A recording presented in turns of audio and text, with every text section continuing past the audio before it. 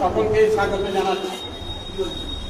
আমার পাশে যেসব অতিথিবৃন্দ উপস্থিত আছেন তাদের যথাযথ সম্মান জানিয়ে উদ্যোক্তাদের ভালোবাসা জানিয়ে এবং ছোট ছোট শিশু যারা আছেন তাদের জানিয়ে আমি সংক্ষেপে কথা বলছি। আপনারা সকলেই অবগত আছেন সঠিকভাবে পরিচালনা করার জন্য গাছ লাগাতে হবে, তাতেই আমাদের প্রকৃতি সংরক্ষিত হবে। যথারীতি বহুদিন সুযোগ এবং প্রকৃতি এবং তার অন্তর্ভুক্ত যেসব ব্যক্তি আছে বা শিশু আছে তারা যারা সংরক্ষিত থাকে, সুস্থ থাকে, সবল থাকে তার কামনা করে সকলকে ধন্যবাদ জানিয়ে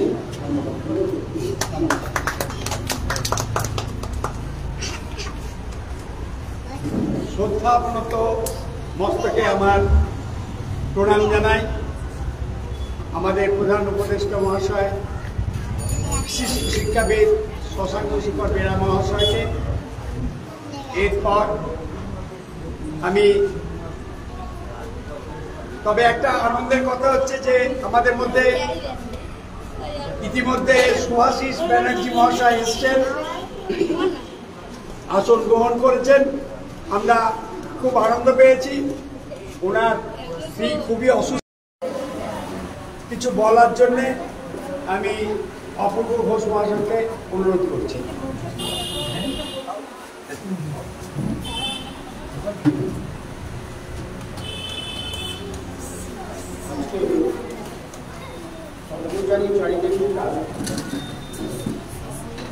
এই সংগঠনের বিশেষ একটা অনুষ্ঠান, যেটা পোশাক আমার ভীষণ ভালো লাগে। কারণ এই ছোট ছোট কোচিং কাঁচা শিশুরা এগিয়ে এসে প্যাকেট নেওয়া, এটা আমরা ছোটবেলা প্রত্যেকেই অনুভব করেছি। এটি ভীষণ আনন্দদায়ক, খুব আনন্দদায়ক। এই কোচিং বাচ্চাদের মুখে হাসি তুলে দেওয়া এটা ভীষণ একটা বড় কাজ। কারণ আজকে সমাজ থেকে যেটা দেখা যাচ্ছে, হাসি প্রায় ভুলে যাচ্ছে, মানুষ হাসতে ভুলে যাচ্ছে। এই কথা বলতে গেলে বলা যাক কয়েকটা মানুষের। আমরা সকলেই জানি চার্লি চ্যাপলিন, তিনি আর কিছু করেননি। ঠিক এই রকম অবস্থা, এর চেয়ে জঘন্য অবস্থা ছিল, মানুষের মধ্যে হাসি স্তব্ধ হয়ে গিয়েছিল। তা উনি ভাবলেন যে মানুষের যদি হাসি না থাকে তাহলে কোনো কিছু ভুল করার জায়গাটাই থাকবে না। তাই উনি এমন একটা বিষয় দাঁড় করালেন, সারা পৃথিবী মানুষ তাকে চেনে, মানুষের মধ্যে হাসি ফিরিয়ে আনার জন্য আমি মনে করি একজন বিরাট এবং সমাজসেবী। যাই হোক, এইরকম অনেকেই আছেন, আপনারা জানেন। হ্যাঁ, এই যে শিশুদের মধ্যে হাসি প্রথম দরকার, হাসিটা উঠে যাচ্ছে। আমরা ঘরে ঘরেও দেখতে পাচ্ছি, বাবা মা এত ব্যস্ত হয়ে যাচ্ছে, যদি বলি অনেক কথা চলে আসবে।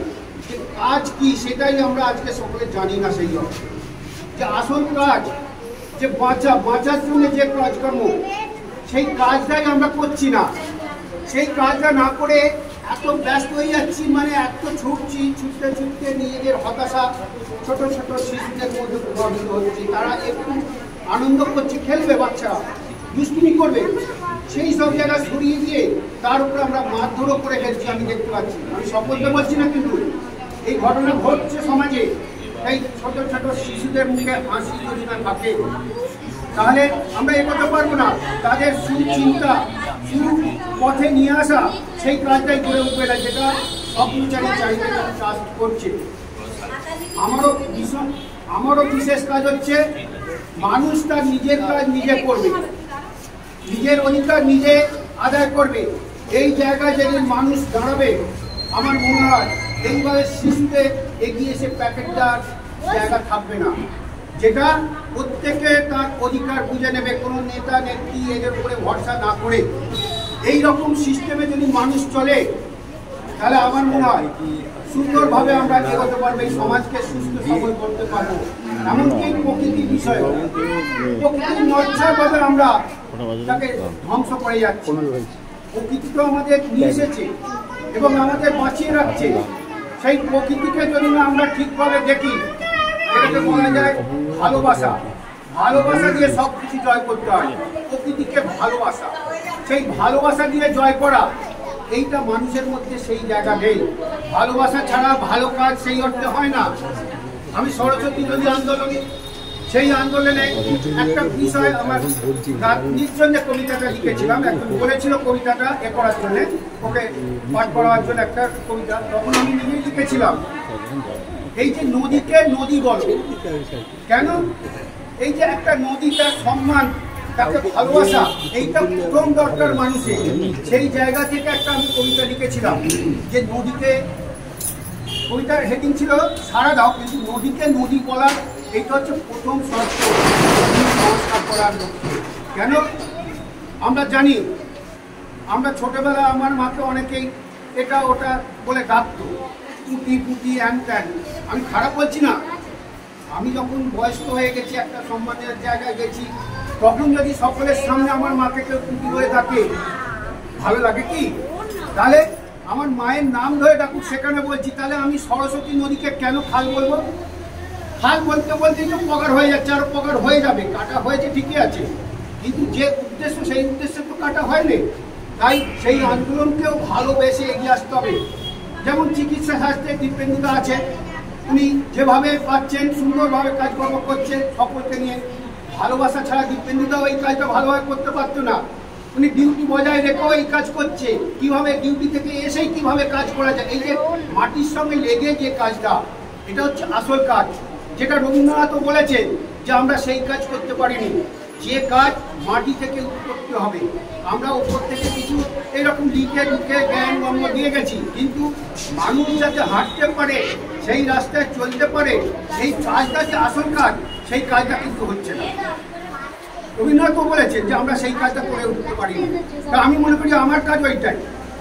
আমি বলেছি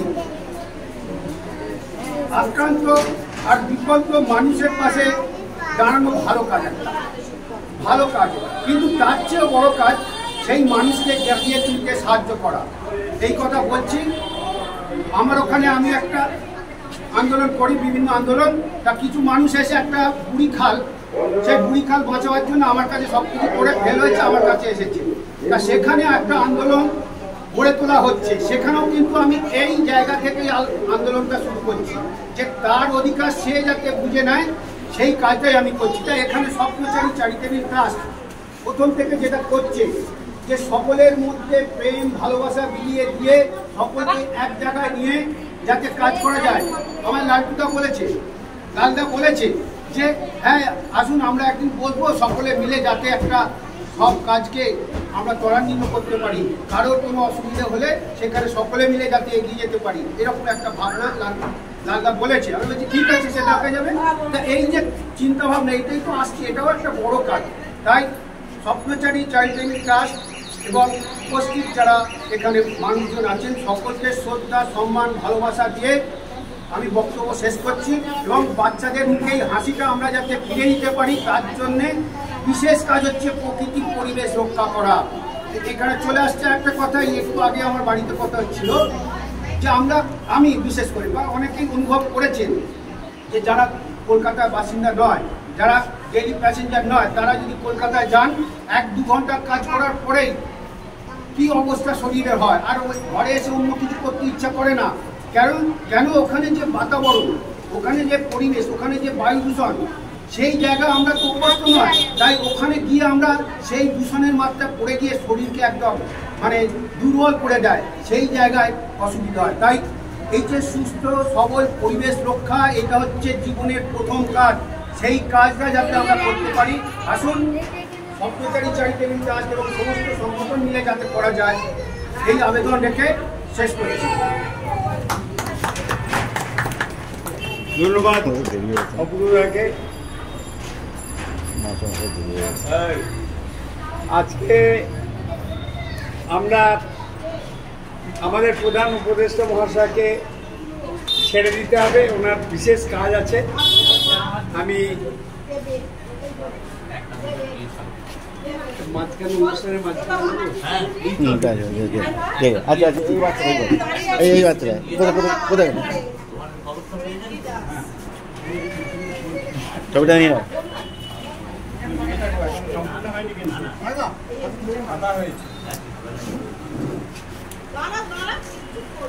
এদিকে বাবু এদিকে চেয়ে দেখো।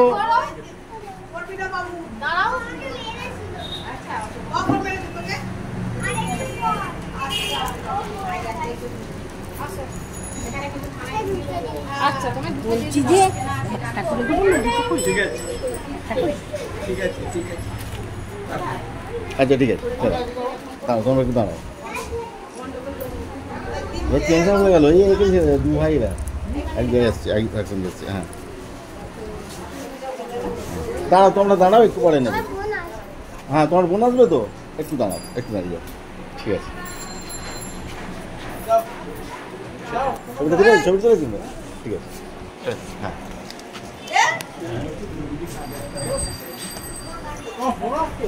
আচ্ছা এরপরে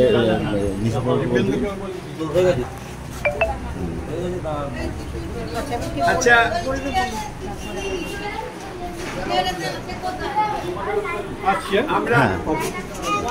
আমরা এবার আমাদের বিশিষ্ট অতিথি শ্রী ঋষি ভট্টাচার্য মহাশয়কে দুই চার কথা বলার জন্য অনুরোধ জানাচ্ছি।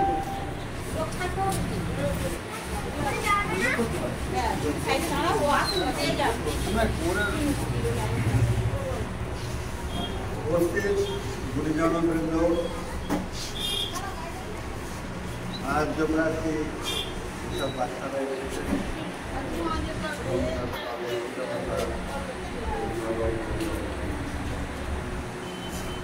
সরকারি চ্যারিটেবলরা বিভিন্ন অঞ্চলের মুক্তি করা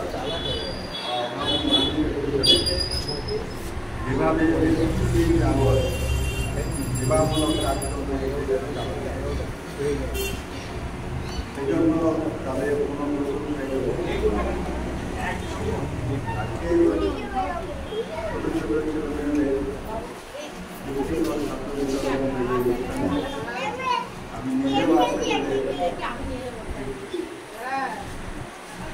ঠাকুর শ্রীরামকৃষ্ণ বলেছিলেন খালি পেটে ধর্ম হয় না,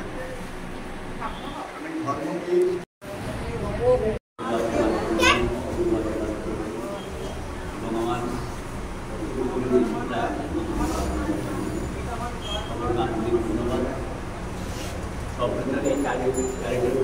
যারা কর্মচারী আছেন তাদের প্রত্যেককে হৃদয় থেকে আমি ভালোবাসা জানাচ্ছি। ব্যক্তিগতভাবে আমার তরফ থেকে এবং আমাদের সংগঠন পরিবেশ কর্মীর তরফ থেকে আজকের এই অনুষ্ঠানে আমাকে নগণ্য মানুষকে ধন্যবাদ জানানোর জন্য। স্বপ্নচারী চ্যারিটেবল ট্রাস্ট বর্তমানে শুধু একটা নাম নয়, আমার মনে হয় যে ধীরে ধীরে স্বপ্নচারী চ্যারিটেবল ট্রাস্ট একটা আন্দোলনে বলতে পারি।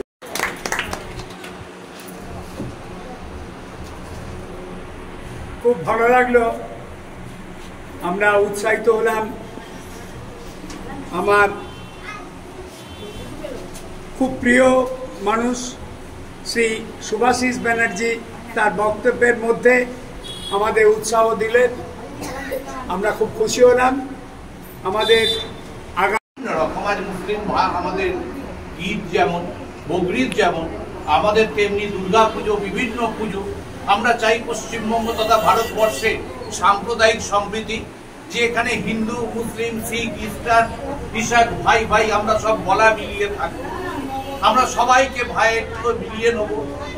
আমি যেহেতু রক্তদান আন্দোলনের ওপর অনেক দিন আছি, আমি একটি কথা বারে জায়গায় বলি যে রামের রক্তে রহিম বাঁচবে আর রহিমের রক্তে রাম বাঁচবে, এটাই কিন্তু পশ্চিমবাংলার সংস্কৃতি।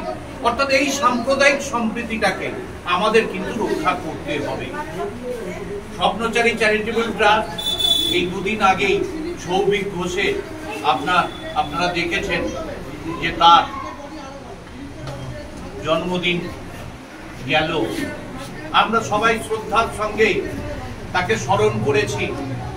আজকে এই স্বপ্নচারী চ্যারিটেবল ট্রাস্টের যে কার্যসূচি, এগুলো কিন্তু সৌভিক ওরফে কেদারের চিন্তা ভাবনার মধ্যে ছিল যে বিভিন্ন প্রকল্প নিয়ে আজকে অনুষ্ঠানের আগের দিন দুদিন আগে থেকে একটা মেসেজ আসবে, তো একবার এসো, কিন্তু সেই পাঠটাই এখন কিন্তু করে যাচ্ছে এই দীপঙ্কর কুমার এবং হচ্ছে লালদা।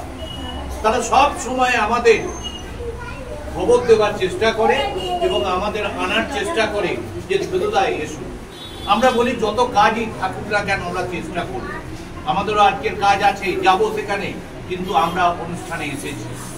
আজকে যে প্রোগ্রাম আপনারা প্রসাদ করছেন, এই প্রকল্পটাকে বাস্তবায়িত করবার জন্য আপনাদের আরো বেশি ভাবে এগিয়ে যেতে হবে। আজকে যে বাচ্চারা আজকে 156 হচ্ছে, পরে এটা আরো বাড়বে।